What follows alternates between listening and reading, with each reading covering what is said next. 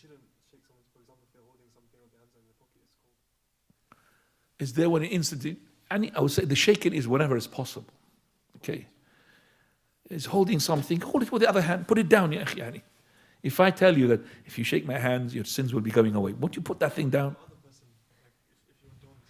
No, that's true. That is very good as well. Very, very good. Assalamu alaikum. And that is a very good thing. That he can't do anything because he is with his wife. He is doing something that he sees is important. He's counting money and he doesn't want to lose the count. Assalamu alaikum. Companions used to say assalamu alaikum without shaking their hands. Assalamu alaikum to the Prophet sallallahu. Like these two, when they saw the Prophet of Allah with Safiya. Assalamu alaikum. And they kept running, going fast. They didn't shake his hand. Because they think that he's with the women and he's want to be privacy with his wife. They still, wait. She's Safiya, my wife.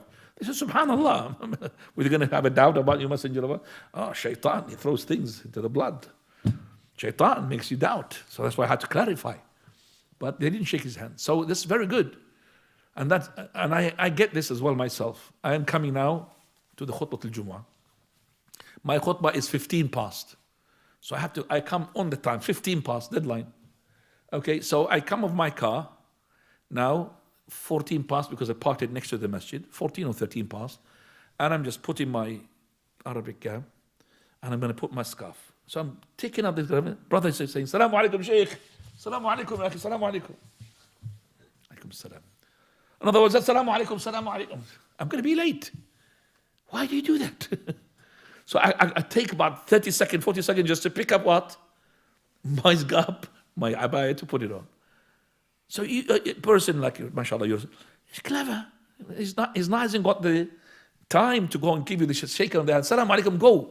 Because he wants to put his garb and he's khatib, he's a khatib. So that is as well, it takes a person with his wife, a person doing like this, a person who's got things in his stuff, he can't put them down, for example. So if he just says Salaam alaikum, don't shake your hands, Salaam alaikum.